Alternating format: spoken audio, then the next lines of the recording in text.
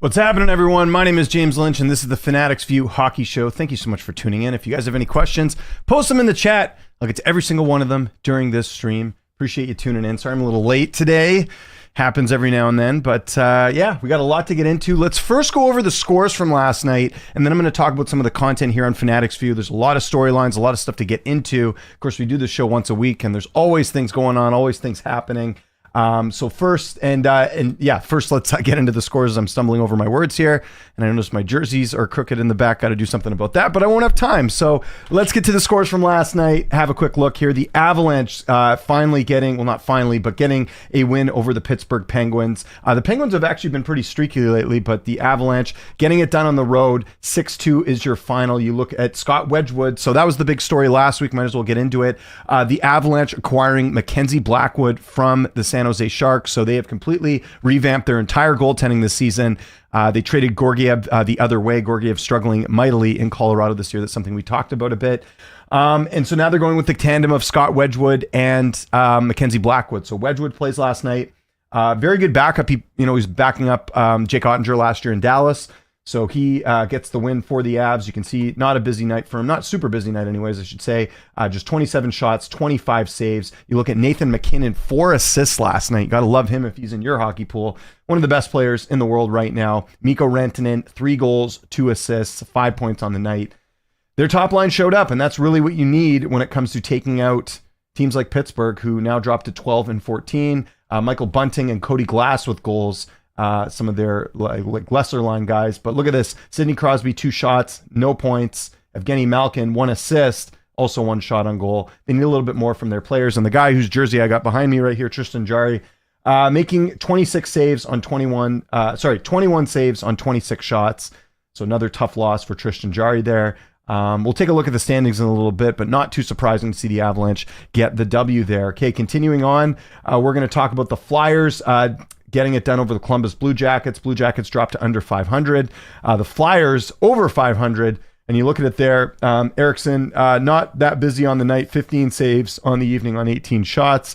And you've got the Jackets, Merzlikins a little bit busier there, but not obviously not doing too great, just 19 saves on 24 shots. So they've got goaltending issues in Columbus. I saw this firsthand on Friday when I went to the Jackets and the Canucks game.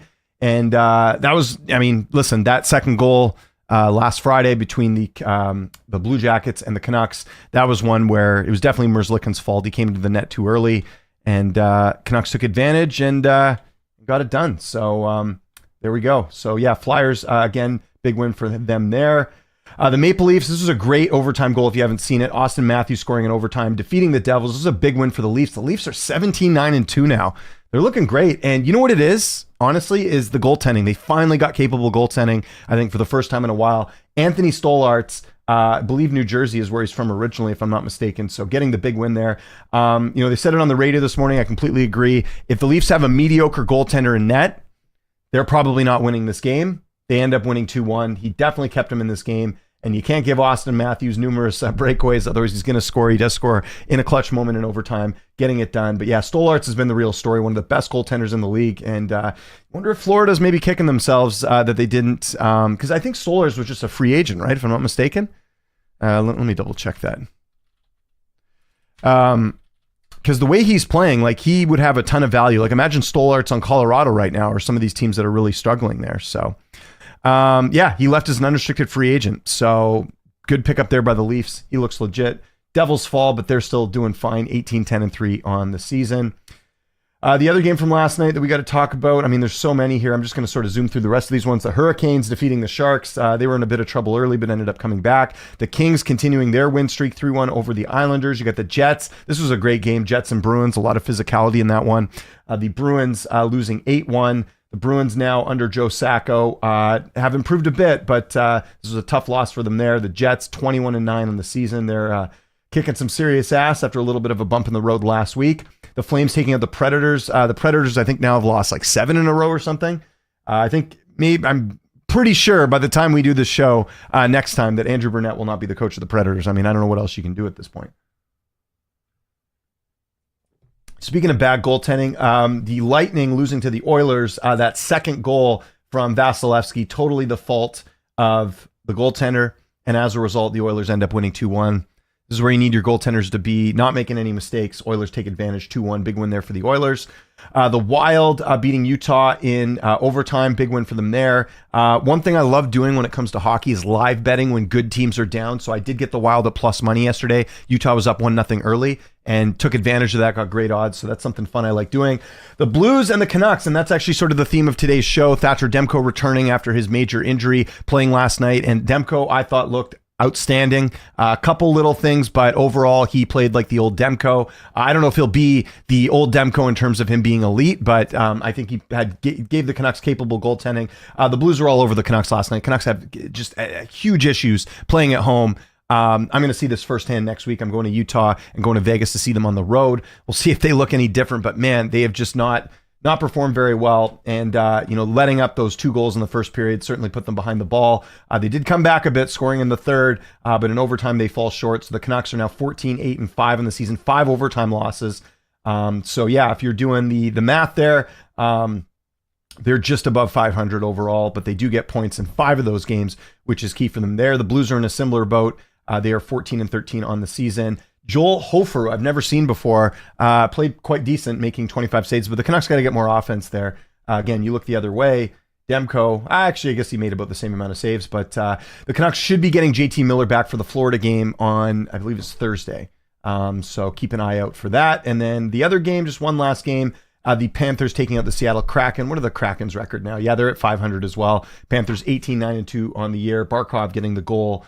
One of the goals for the Panthers on the night, and in net was Bobrovsky, only needing to make 17 saves on 18 shots, while on the other end, you got Joey Decord, who's actually playing quite well right now. I think you'd have to look at the goalie stats right now, but he's doing quite outstanding. Okay, let's have a quick look at some of the content here we got on Fanatics View. So we got some Nashville Predators stuff. Definitely check that out. This is one of the biggest, this is the biggest disappointment in the NHL season is the Predators. So you're getting some media availabilities. You can just see it on their faces here. They're all disappointed. Nothing's going right for Nashville right now. We'll get to the standings in a second. Rick Tocchet, go watch this scrum last night. A rare moment where you saw Rick Tocchet a little bit rattled. Farhan Lalji from TSN asked Rick Tocchet about Elias Pettersson, and Tocchet kind of short with the media about that one. And I think what happened was he kind of realized that he was being a little bit short and sort of tries to play it off and says something along the lines of like, oh, I was just joking. But no, I think Tocchet's upset, and he should be. The team, one of the things that really annoys me watching the Canucks right now, aside from their defensive woes, is the fact that, Demko gets slew-footed last night. There's no response. That's one of the things that drives me nuts about this team. We had the Besser hit earlier this year from Tanner Jeannot. There's just no guys that are willing to step up and send a message, and I think that's a big issue. When they've signed guys that are big like Myers and Desharnais, they need guys to step up and set the tone. And I hate to say it, but this is where I wish we would have had, or the Canucks would have had, Nikita Zadorov back this season, because I think if you and he did last night, Zadorov stuck up for his teammates in Boston. I would like to see that a little bit more from the Canucks, a little bit more bite when a team is pushing around players, because you're not going to be able to do that you're not going to be able to get away with that in the playoffs in terms of just letting things slide. Teams are going to walk all over you. I'd like the Canucks to have a little bit more bite. We got Thatcher Demko stuff on here. We got Canucks availability with Kiefer Sherwood. And yeah, lots of stuff here. Canucks, Oilers, Devils, you name it. Make sure you're subscribed to the Fanatics View channel where you can check out all the content. My guy Taylor working around the clock to get you guys the best post-game coverage. Great to see Demko back in there. I completely agree, John. It was great to see him back in action, and we'll see how this happens. I have a friend of mine who I was texting with this morning, very worried about Demko, but I thought Demko looked great. I don't know if he'll ever be back to his true form. Everything we're hearing is that this injury is one that will not go away. He's got to sort of play through it. So I don't know what that means for the future of the Canucks goaltending, but we'll have to see how it goes game to game. If I'm the Canucks, though, Florida's a very good team. St. Louis was, I'd say, an easier team. I would play Kevin Lankinen on Thursday if I were the Canucks. Let's just do game to game for Demko. Get Demko to play maybe the easier opponents until he gets his footing right. But I think a bad mistake would be putting in Demko against Florida, because Florida's, like I said, Florida just won last night. They're on their road trip. I think you want to give Demko some of the easier starts and then start ramping things up as things go along. Not that Demko is the problem. Again, I thought last night, if Demko's not in net, if they had Seelovs in net last night, I think the Canucks are probably losing that game 6-1 or something like that. Like they did have some bite, but I thought overall St. Louis was the better team. And I know the shots don't really reflect that, but you look at like the high danger chances, the stuff that was given up last night. St. Louis certainly played a lot better more of a complete game than the Canucks did yesterday. Better chance of happening if in fact Brunette is relieved, Trotz returning to the bench, or Quenneville becoming the Predators coach. Ooh, good question. Yeah, I don't know what's going on with Quenneville right now. There were some rumblings a few months ago about him coming back. I think Trotz being coach seems really likely. I don't really know, kind of looking back, and not that you could really predict this because I don't think anyone had an issue with some of the signings in the offseason for the Predators. I do wonder if they made a mistake bringing back Trotz as the GM because he doesn't have any GM experience, right? Like he's obviously coached forever. He's, a fantastic coach, and he's Mr. Nashville. I mean, he was their longest tenured coach that they had. But I think now, I think Trotz should come back to the bench. Just ride out the season, whatever. And then I think they should look for a new GM and someone that can do a proper rebuild because that's what this team needs. It looks like a team that just is completely lost. I know they'll try and change the coach, but it's too late. Let's go look at the standings right now. They are Predators are not going to make the playoffs this year, guys. I forget what the stat is, but if you're not in a playoff position by Christmas, you're not making the playoffs. So let's go have a look at the overall standings right now. I always like to look at this too because sometimes I forget. I don't watch every game, so it's good to kind of see where teams are at. So we'll start first with the East, and we'll get to your question in a sec here, John. I do appreciate you tuning in. So looking at the standings right now in the Eastern Conference, you got the Capitals still reigning supreme. Remember last week we talked about the Capitals being at the top of the heap. You got the Devils closely behind them. Devils with a bunch of games in hand. So Washington's first place, and they got a bunch of games in hand here. Look at this. They've only played 27 games.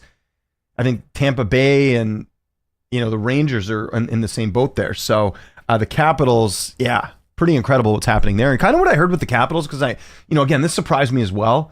When, I've seen this resurgence is I think a lot of the team was banged up last year. I think the new coach, I think there's a lot of things that could have gone wrong last year that did. And I think now they finally found their footing and we're seeing an elite team. And honestly, I'm here for it. I'm a big Ovechkin fan. Ovechkin's one of my favorite players of all time. I love to see him, get another cup. I would. Washington's a team that I don't have a hard time rooting for. I think they're, exciting and, this is just great to see. And look at this away record, 11-2 on the road. That's part of the reason they are doing extremely well. So shout out to the Capitals. You got the Devils in second, Florida third, Carolina in fourth. This is all what we would expect. The Leafs, they still have a great record and they have a couple games in hand. They are fifth, but the Leafs have been playing quite well. There was a big win last night. The Bruins, like I said, have clawed themselves back into a playoff position. They're at 33 points in 30 games, though. So they have a couple games in hand, or there's teams behind them that don't have as many games. The Lightning have 30 points and they've got a bunch of games in hand here. So I imagine they'll continue to do better. There was a tough loss last night in Edmonton. And look at this. The Flyers have made their way into playoff position as well at 8 because New York has just been playing terrible. Remember when we did the show earlier in the year and New York was first in I think they might have even been first overall, but they're certainly first in the East. And now look at it. The Flyers have come back and are playing good hockey. And, I got to be honest, as someone who watched the Flyers in the 90s, I remember those teams with, Eric Lindros and Rod Brindamore. And, they had just such a, stack John LeClair. It's good to see Philly kind of making their way back because they're, it's an exciting brand of hockey that they put out there. And I'm a Tortorella guy too. So I hope they do end up keeping this position. The Rangers being out, at this point, it can only get worse. They've traded Jacob Trouba since the last time we had this show. Apparently Trouba turning down a trade to Columbus. Yeah, they're sinking. They got to figure something out here. They just signed Shesterkin to that big contract. They had a brutal game the other night. What game was that they lost? Because remember we were talking about the Devils game last week, but they had a game this week as well after the show last week where they got thumped, and I'm trying to remember what game it was. Yes, it was. Well, they lost to the Blackhawks. Then they got thumped by the Kraken 7 goals, and I think Quick was in that game too. So remember they had the bad game on Monday, and then they followed up Sunday by allowing 7 goals from the Kraken, which isn't good. So we'll keep an eye on the Rangers. The Rangers are a team that maybe they could turn it around. They've got guys underperforming. That's fine. The Islanders, not surprised there. Pittsburgh has improved a bit. They're riding the ship, and they're just a few points behind 8th place. Just 2 points behind, I should say, 8th place. The Jackets have fallen a bit. The Senators, they've been tanking a lot. Kind of sucks to see that because they're a team I thought would make the playoffs this year, but they are under 500. Not really sure what's going on there. I should probably get Andrew Stein back on the show here soon my guy from the Hockey News, to get an update on what's going wrong with the Sens, because I just haven't been paying attention that much, to be honest, guy. The Wings, not doing great either. I mean, at what point is Steve Yzerman going to be held accountable? Look at this goal differential, minus 15. Almost as bad. Well, I mean, the Penguins are minus 30, but yeah, minus 15, not good. The Sabres, I mean, I've said it before. I just, like, I feel bad for the Sabres and their fans. Nothing's going right. They might be a team that might need to do some sort of, like, big move or something, like start trading, because they got a lot of good young players, but and a reasonable cap hits that they really could do some damage here if they wanted to. So that's something to keep in mind. The Montreal Canadiens in last place, but you wouldn't know it because of the media coverage. I still see the media sucking up to the Montreal Canadiens, and it's super annoying. But they are in last place in the East. Okay, looking at the West here, and I'll get the rest of your questions. Minnesota overtaking the Jets. Oh, well, they're tied, I guess, but they have games in hand. So Winnipeg is in first, or sorry, Minnesota's in first place right now. And then you remember they made that trade with Columbus to get Jernick. So they're looking great. They still have cap issues, but it doesn't seem to matter. You got the Jets still doing well despite the Jets had a losing streak, and they're still second in the league, which looks great. Tied for first, I should say. Golden Knights, 39 points. They're continuing to look awesome. They're playing the Canucks next week. I will be going to that game, so interested to see how the Canucks adjust there. Again, they play better on the road. The Kings, I mentioned their win streak. They're in fourth. You got Dallas slipping a little bit there in fifth. The Oilers have been playing better. They're in sixth. Avalanche, they've got their goaltending. It seems like that's figured out a little bit, so they're in seventh. And the Canucks are currently in eighth place, holding on, but they are tied with Calgary. They do have games in hand on Calgary, though, so Canucks just barely holding on. And you look at this race right here between eighth. It's pretty tight right now. So, getting Demko back will help. They still obviously don't have Filip Hronek. I think they need to address that sooner rather than later. My understanding is they want to see a healthy Canucks team. For example, they're going to get Miller back for the Florida game. They're going to likely have Derek Forbort back, who's barely played at all this season. He's a defenseman they signed in the offseason. So I think they're going to see how they look with all those players in, minus Hronek, and then they're going to decide some things. But I hate to say it, but they kind of used a lot of their trump cards last year with trading for Lindholm and for Zadorov. Like, they don't have a lot that they can trade, and we know they're not going to trade Jonathan Lekkerimäki or Tom Willander. Maybe, and I don't think, defenseman Elias Pettersson, I think they want to keep those guys. So it's just really slim pickings as far as what they're able to trade with. But yeah, the Canucks have got to pick it up here for sure. Calgary in ninth. Again, Calgary was red hot to start the season, no pun intended, and then they've slipped off a little bit. The Blues winning last night, so they're, in the mix, as is Seattle. Utah, we know their injury issues, and then no surprises there except for Nashville. Nashville's in dead last in the NHL. Like, they don't even have, like, Montreal's a game in hand, and Nashville's still 5 points behind them. It's pretty crazy. Like, if you would have told me this once the offseason was done and the season was starting, I would have been like, there's no way. It's just crazy to think that this is a team, and not that Nashville was like blowing the doors off last year, although they did have, remember that big story last year, they didn't go to the U2 concert and they went on some crazy run. I mean, like, and they didn't lose a ton of players. Like, they lost Kiefer Sherwood, they lost Lankinen, they lost a few players, but like, they lost McDonough, right? They traded him back. I wonder if they're missing him, but yeah, I don't know. I don't know what you do in Nashville, but if you're a team like the Canucks or some of these other teams that needs to upgrade, you're probably looking at those teams that are distressed assets, so to speak. Let's get to your questions here, guys. Sorry to neglect you a little bit. Is there a player or players you hope the Canucks go after before the deadline? Yes, a defenseman. I don't know if there's one like particular that stands out. I mentioned Buffalo, and I know it would be like a king's ransom to get him, but I wouldn't mind them trying to go after someone like Bowen Byram, who's from Vancouver, who played for the Vancouver Giants in the juniors. Get someone like him that's got a relatively low cap hit. Actually, I want to even see what he's being paid right now. That's what they should be doing. Like, I hate to say it, but you don't want to do what Jim Benning did when he was here, which is trade all their picks, and then you have nothing left in the cupboard and you're in cap issues. But at the same time, you've got, Demko and Hughes at a good cap rate for a couple more years. You got to kind of go for it a little bit, I think. And I don't know if this is the year to maybe do it. I think last year they had a better team. I think that's pretty obvious now. You look at Bowen Byram, he's making 3.8. That's very reasonable. RFA next year, so he's going to need an upgrade. But yeah, someone like that's like a decent cap it, because the Canucks just don't have a lot of cap space. And I know they're accruing cap space right now, but if you look at Vancouver's situation right now with the cap, they only got 1.1, so there's not a whole lot they can do, and there's not really anyone they can trade. Like, I know there's been, people talking about Niels Höglander. Obviously, Rick Tocchet's not a big fan. They just signed him to a reasonable contract. He's only 23. He is someone that I would look at possibly getting rid of if you're the Canucks, but like, you can't just trade him and nothing else. Like, you look at their picks. They've got a first-round pick this year, first-round pick for the next couple of years, a couple second-rounders, but look at these third-rounders are gone. They do have 2 picks in the 4th round in 2027.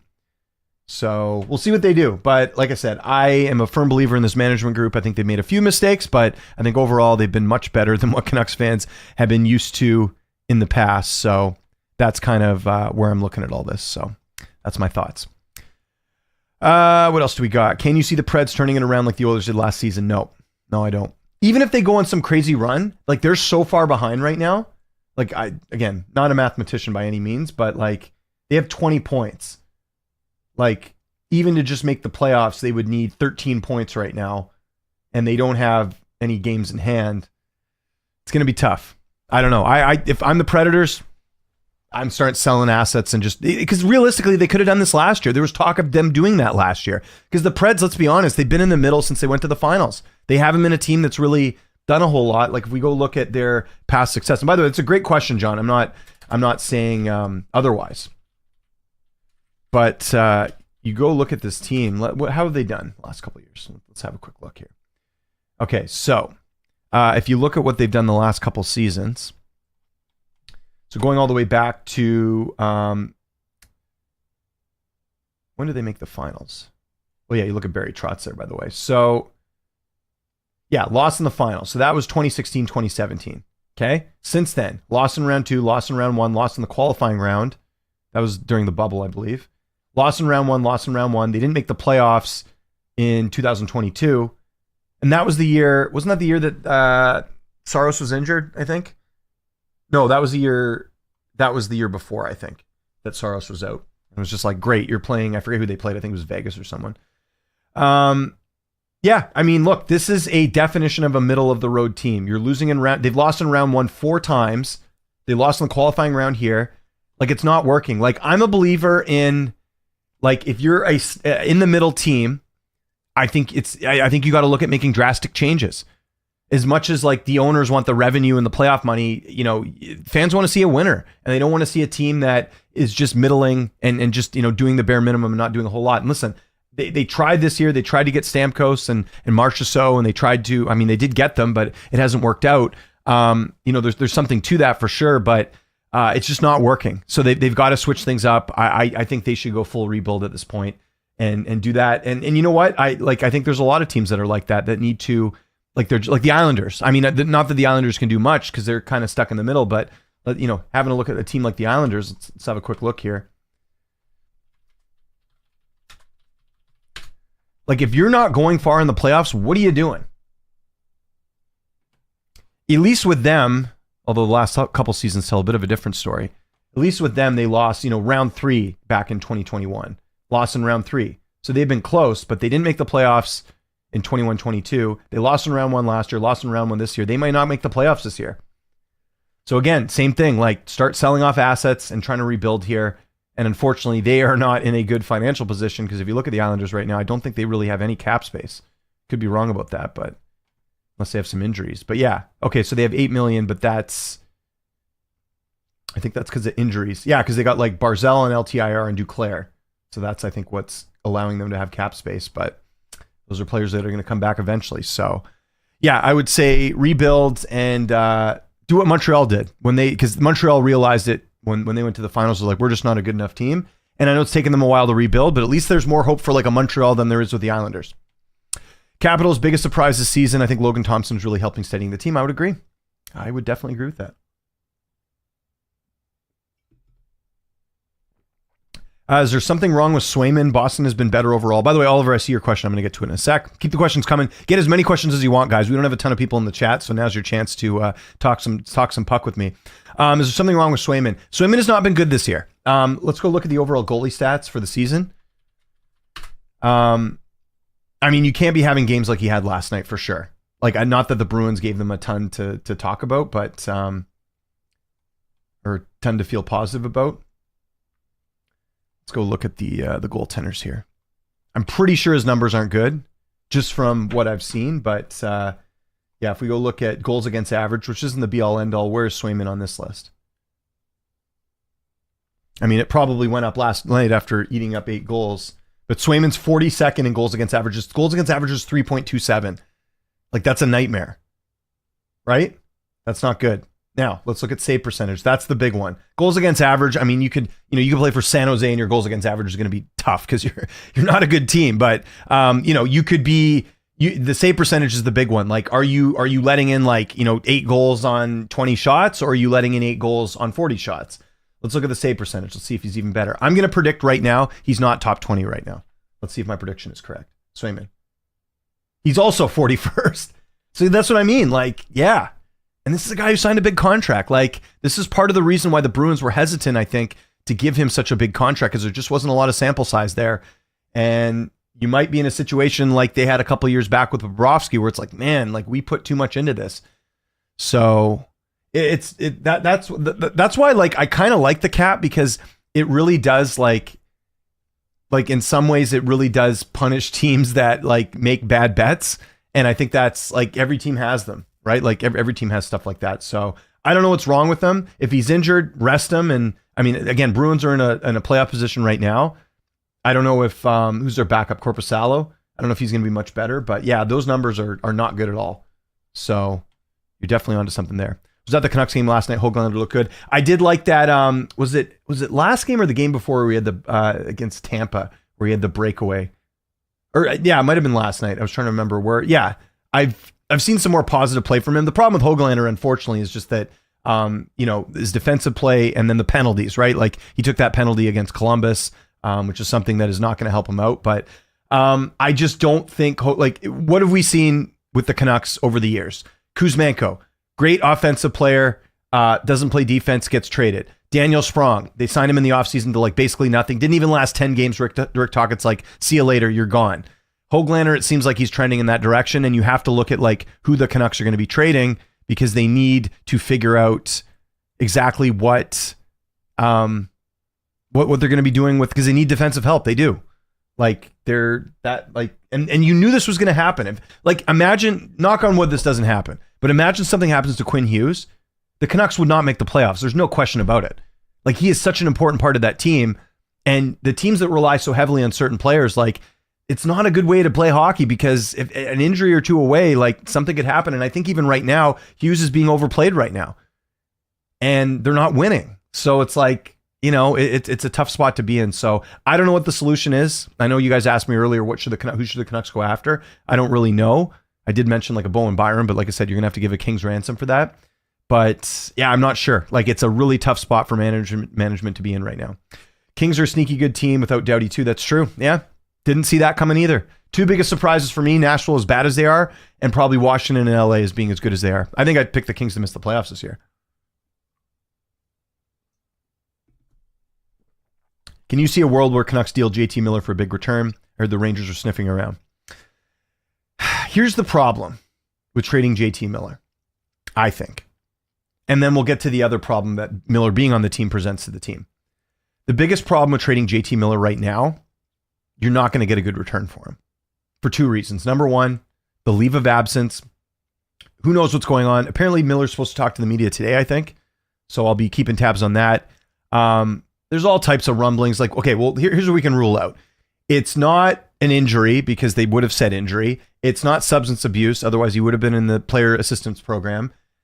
There's rumblings that something happened with him and the coach. I mean, it was interesting that Miller takes his leave of absence after he gets benched from Rick Tocchet. Did he freak out on the coach? Did he freak out on some of the players? Remember, him and Pettersson had that thing at practice a couple months ago where he called Pettersson a baby when Pettersson was struggling.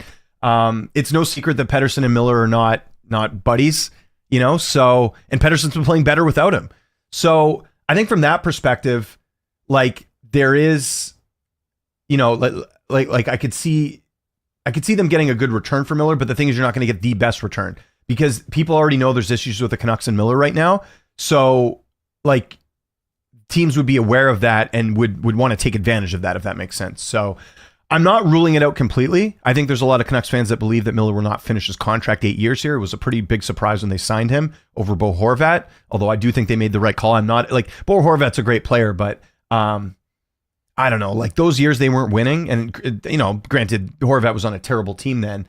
I just think he's not like a difference maker like Miller can be. Miller can be elite at times. I don't feel that same way with Bo Horvat. So I think they did make the right call on that end. So Anyways, long-winded answer to your question. Could I see them dealing Miller? Probably not. I'm not ruling it out completely, just because you know you're not going to get the best return for him at this point. I don't think.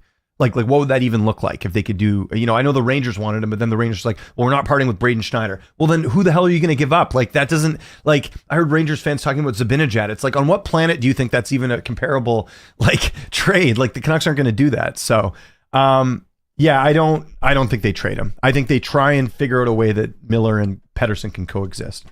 I know defense is a hot topic for the Canucks, but I'm looking at the Avalanche or even Tampa. Is there space financially for the team to seek a top 3 scorer? No, I don't think so. I think they put all their eggs in the scoring basket. They got DeBrusk, who, thank God, he's been playing better. I think that contract's actually aged quite well. I think someone brought it up. Actually, let's even look right now.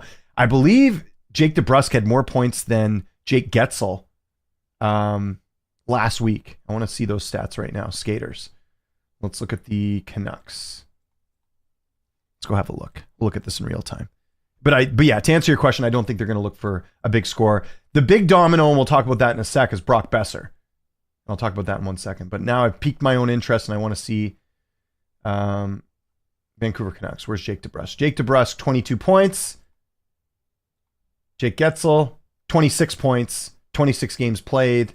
I'm assuming DeBrusk. So Getzel has 3 more points than Jake Getzel. However, and he's got 13 goals, 13 assists. DeBrusk has as many goals, 22 points, but look at the cap hit. I think DeBrusk is making like 5 something and Getzel's making 9. So that's like a big difference, right? But to get to your question, is there space financially? No, I don't. But here's the thing. A report came out today. Actually, you know what? Let's find the tweet. Let's do this in real time right now. I think it was Irfan Ghaffar who had the report. Let me find it here. Here we go. Oh yeah, from Nick Kyprios, actually. With Nick Kyprios suggesting Brock Besser is looking for an 8-year deal north of $8 million AAV. Things are pretty quiet around the two sides. Nothing new to report. No secret Brock loves it here, but a 480 gold scorer is going to get paid. His camp has no problem waiting this out. So Besser's an unrestricted free agent next year. They got to make a decision on what they're going to do with Besser. Besser does love it in Vancouver. He's been a good fit. There's good chemistry there. He is an elite winger. The one thing I wonder about though is the 8 years, he's not a good skater, right? Like that's something he has certainly improved and worked on. And we talked about this on the show a couple weeks ago, but like, do you want to sign a guy that can't skate that well? Like, how's that contract going to look later on? You know what I mean? So that's where it's tough.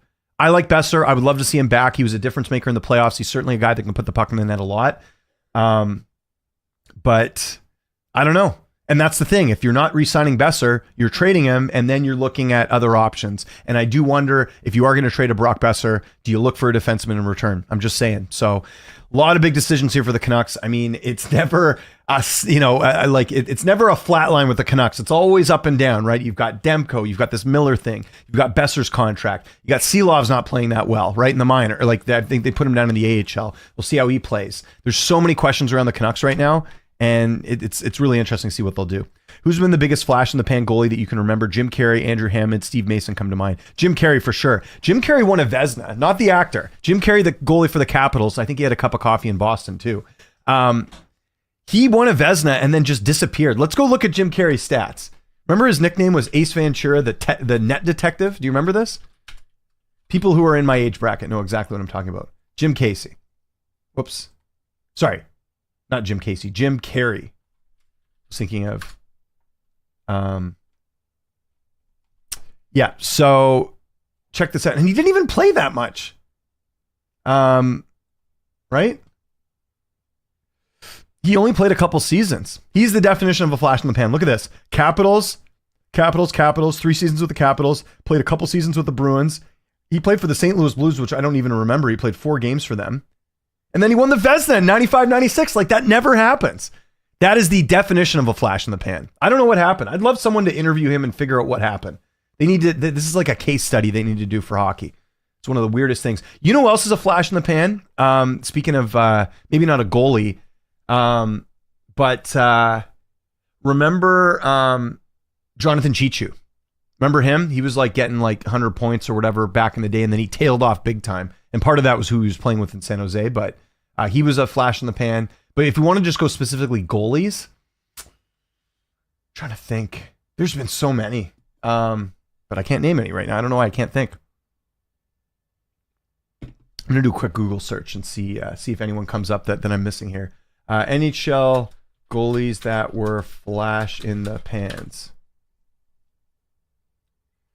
I'm not seeing any. Oh, here we go.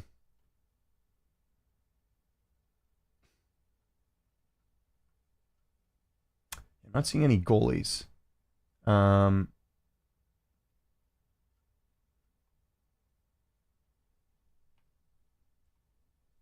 Yeah, anyways, that's a great trivia question though. There are lots to think about there. If you have seen them, rank the 4 Nation jerseys 1 out of 4. I haven't seen them. Let's go look them up right now. NHL 4 Nations jerseys. Let's have a quick look. Let's see what we got. Okay, so these are the jerseys. You know what, guys? Not to be like an old man here, but I'm going to do my old man thing.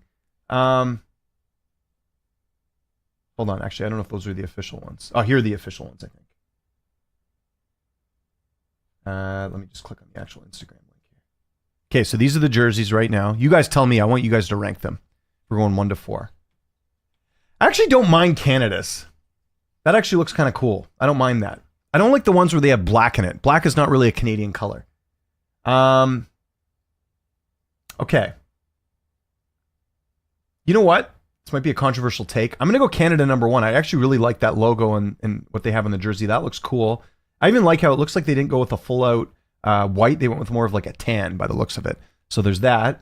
Number 2, I'm going to go Sweden. I think Sweden, I mean, kind of iconic, just the way they have it. I like that, you know, those colors too.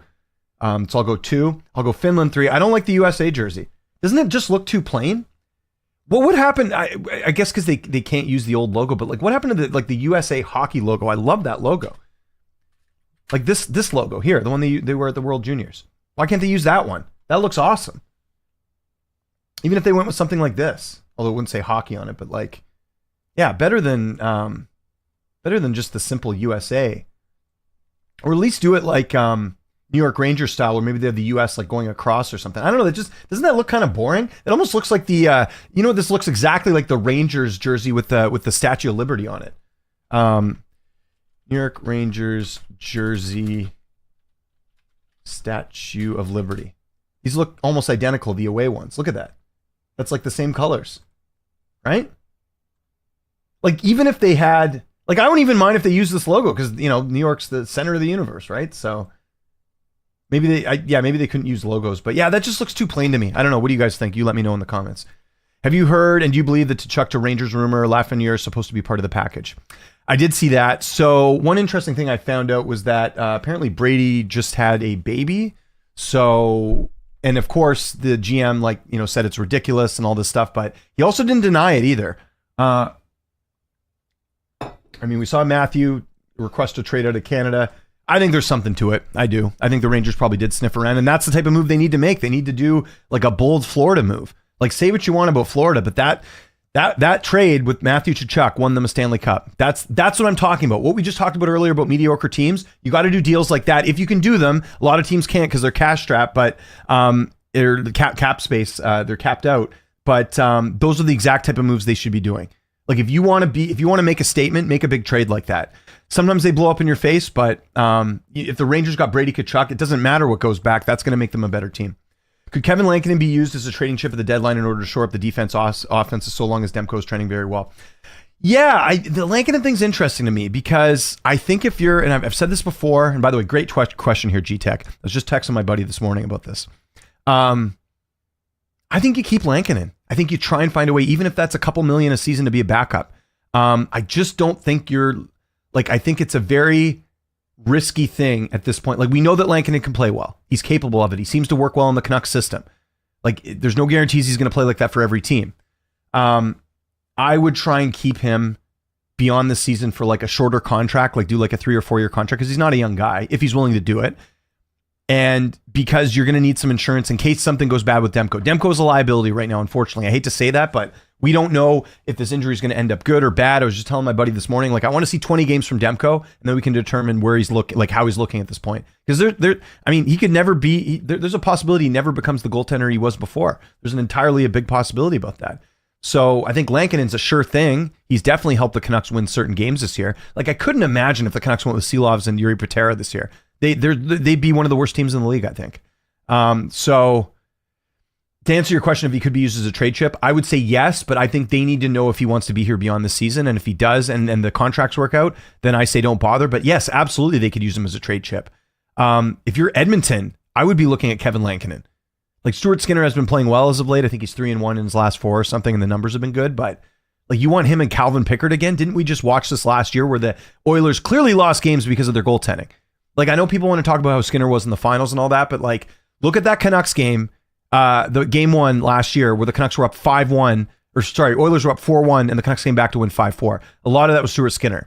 So you want that insurance, I think. So yeah, to answer your question, I could see it as a possibility. I would trade Brock, Nashville.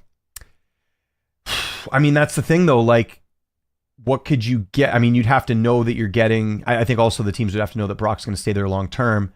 You know who I do like out of Nashville's Carrier as a defenseman? I think he's right shot too, if I'm not mistaken.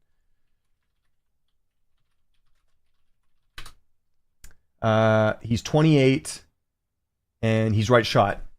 That's a good asset to have.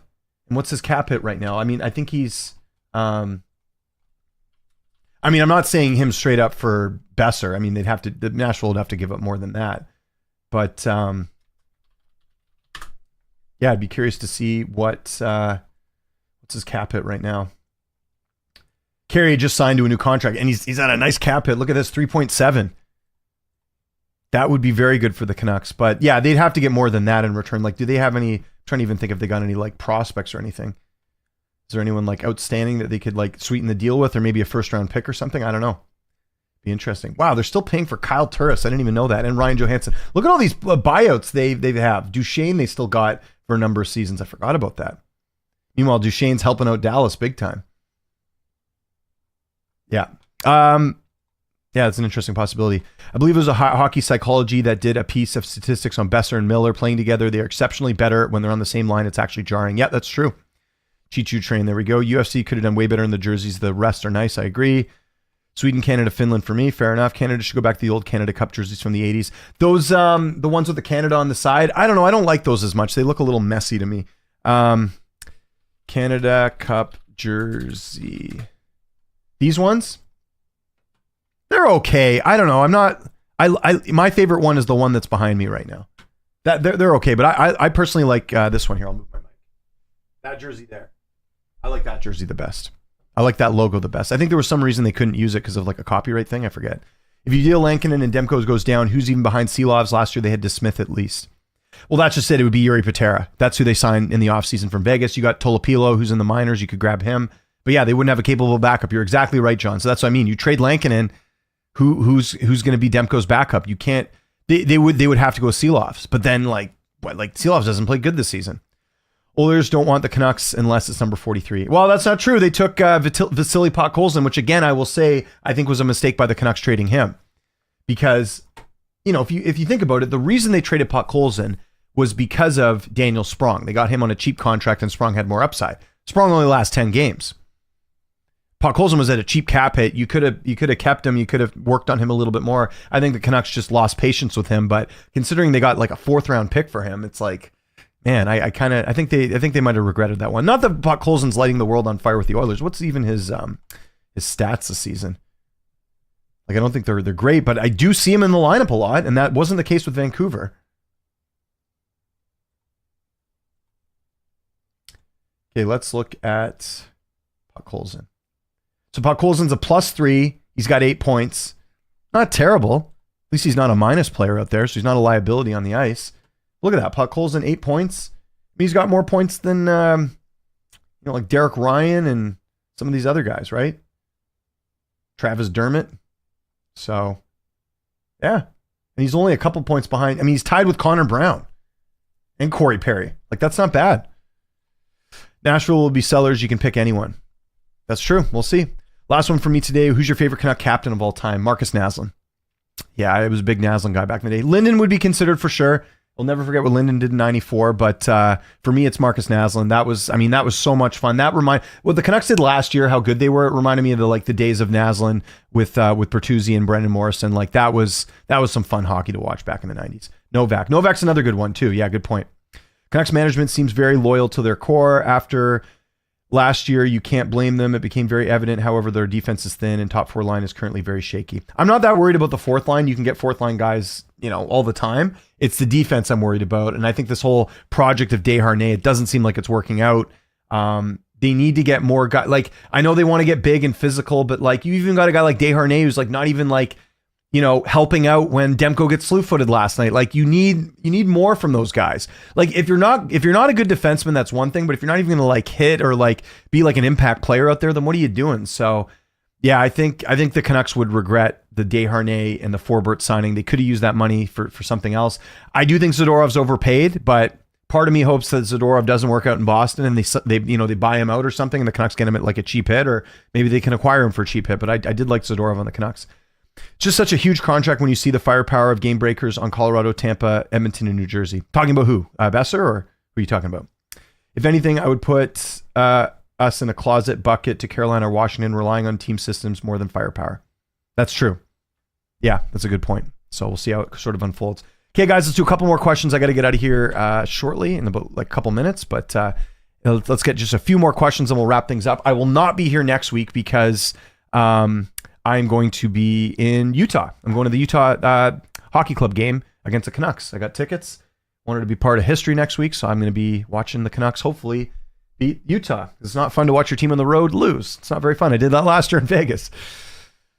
Agreed. Desharnais has been glaring down her side. Yeah, it's unfortunate. Like I wanted him to work out, but it kind of looks like it isn't. And I even heard today on the radio, like they're thinking of healthy scratching him here soon. They got Mark Friedman in there. Like, dude, when you've got like an AHL level defenseman, they've got two right now playing basically. Noah Juleson and Friedman are AHL defensemen, in my opinion. And you got them playing regular minutes. That's when you know the defense is in big trouble. They got to spread the wealth a little bit. They got to do something. They got to trade someone, whatever. I don't know.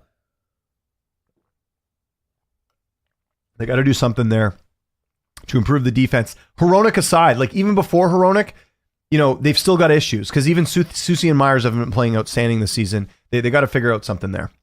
I don't know what that is. Again, that's why I'm behind a camera here and I don't run the Canucks, but they need to do something here very, very shortly to fix the defense. Because I think that's it seems like every game that's what's happening. Defensive breakdowns, giving up too many odd man rushes, that type of stuff.